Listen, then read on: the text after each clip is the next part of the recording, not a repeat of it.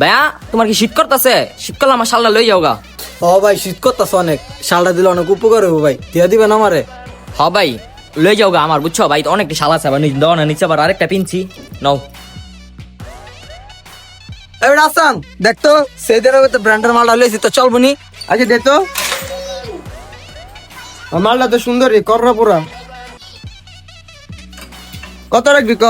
আরে কইস্তা, সৌদি আরবে তোর 200 টাকা পরে আর বাংলাদেশে 6,500 টাকা পরে। তুই এক কাম কর, তুই 2,000 টাকা দিয়া দিস আমারে।